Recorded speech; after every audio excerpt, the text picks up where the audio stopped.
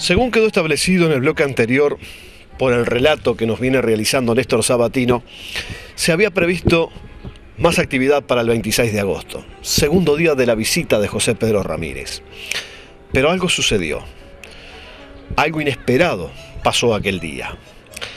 Y en forma especial, ¿cómo amaneció aquella segunda jornada con la presencia de Ramírez en Rocha?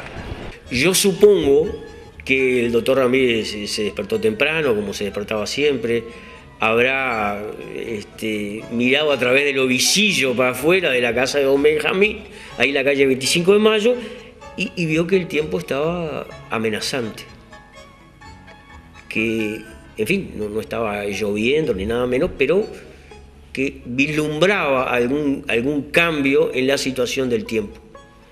Y bueno, desayunaron, en fin, con los otros acompañantes, y en determinado momento vinieron los carruajes a buscar al amigo Ramírez, y el amigo Ramírez se fue para Montevideo, prácticamente sin que nadie se enterara, ¿no?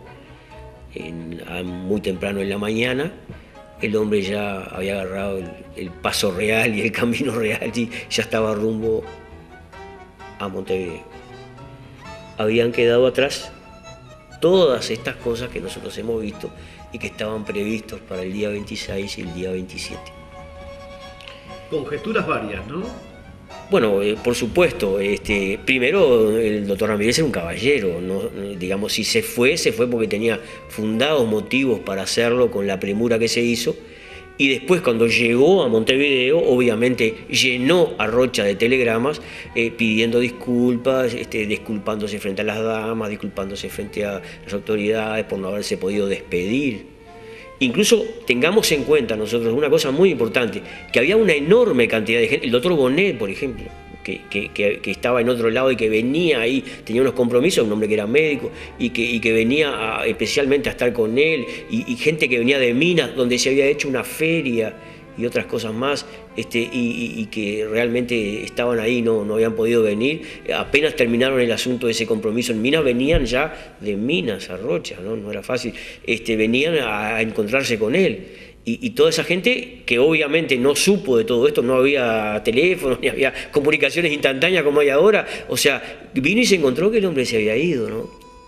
Hay muchas versiones respecto a esto. Hay versiones periodistas que dicen que Ramírez, viendo que el tiempo se estaba descomponiendo y viendo que de repente ya no era muy segura su partida de acá, decidió adelantar la misma para estar en Montevideo porque tenía algunas obligaciones de carácter profesional, estaba en un pleito, digamos un problema judicial que tenía que estar presente, supongamos el lunes, ¿no?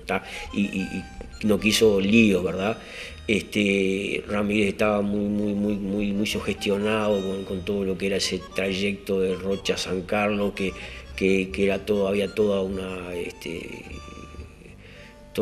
serie de temores muy fundados, por cierto, ¿verdad? Pero a veces la propia gente lo magnificaba un poco.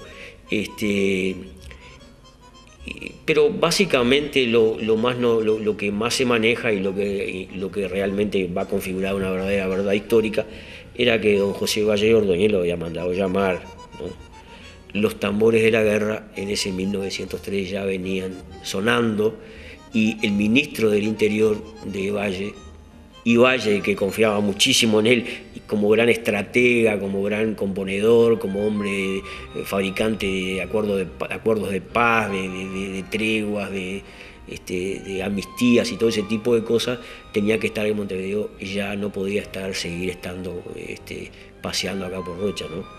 O sea, parecería que esa fue el gran motivo que precipitó la ida en forma tan intempestiva de Ramírez aquel 26 de agosto de 1903. Lo cierto fue que quedaron un tendal de cosas por hacer, de preparativos, de gastos. Sin lugar a dudas que había sido todo muy reconfortante, ¿verdad? Y ningún poblador de Rocha se iba a sentir malhumorado, ¿verdad? Pero sí se fue frustrado porque, digamos, a la gente se había preparado para eso. Lo de las damas, por ejemplo, fue muy significativo. Ellas querían y se habían preparado muy bien para eso. Y Ramírez, a través de muchísimos telegramas que se intercambian después, porque así lo manifiestan, en su dolor, quizá un poco fingido, porque no, ¿verdad? O un poco justificativo, pero digamos, sentía que les había faltado y sentía además de que, digamos, lo hacía sentir de que esta no va a ser la última vez que nos vamos a ver, ¿viste? Vamos a tener otras oportunidades. En realidad creo que Ramírez, pocas oportunidades veía de venir de vuelta, pero por lo menos así lo hacía manifestar para dejar a todo el mundo conforme, ¿no? Porque hay que volver a decirlo, el pueblo se portó notable con Ramírez.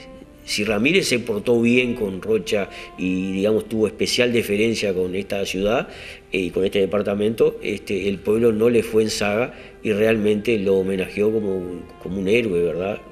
Que no andaba muy lejos porque era un hombre que, como seguramente después se va a ver, fue protagonista de las cosas más importantes, ¿verdad? Estuvo de protagonista durante mucho tiempo en la historia de este país y de hechos realmente importantes.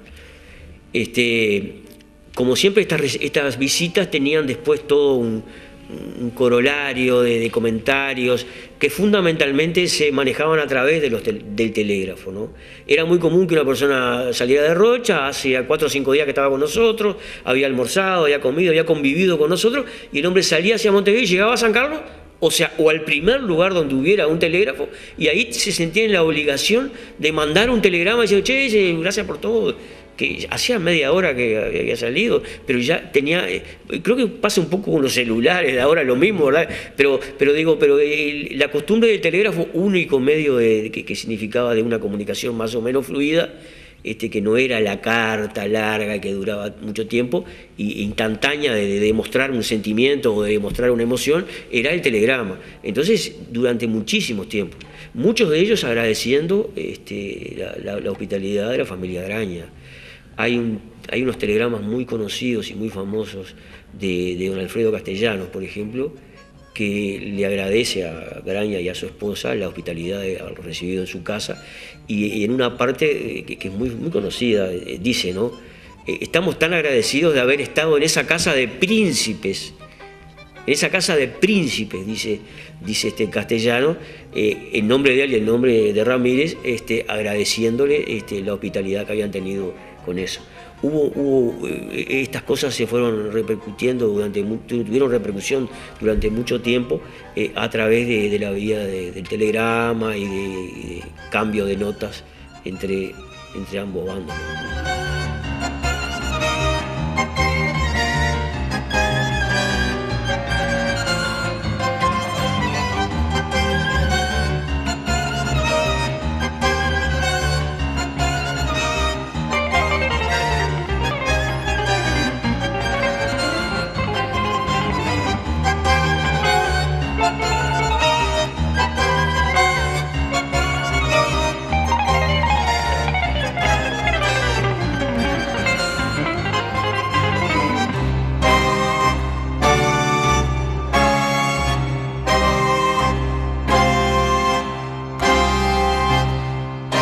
Así culminó aquella visita a Rocha del doctor José Pedro Ramírez.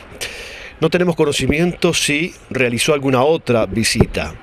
Lo que sí sabemos es que el doctor Ramírez falleció el 13 de julio del año 1913, 10 años después de aquella su primera visita histórica a nuestra ciudad.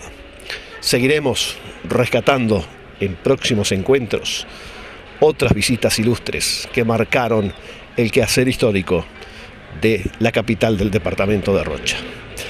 Hasta el próximo rescate.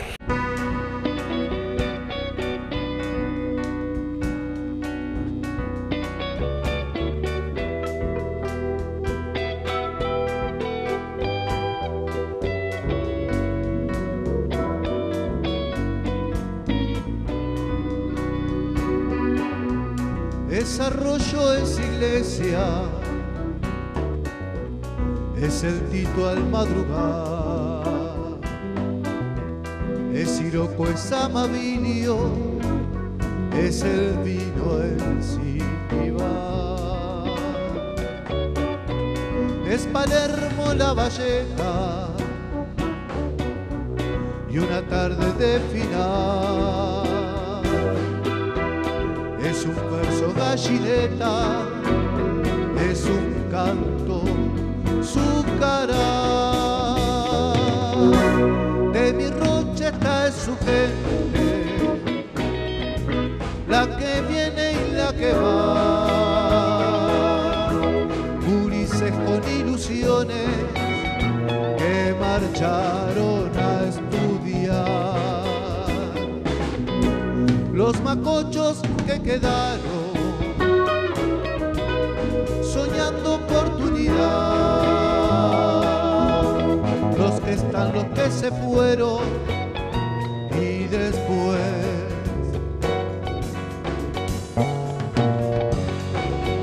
los que vendrán.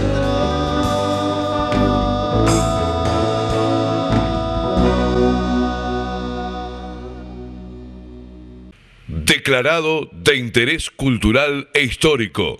Departamento de Cultura, Comuna de Rocha.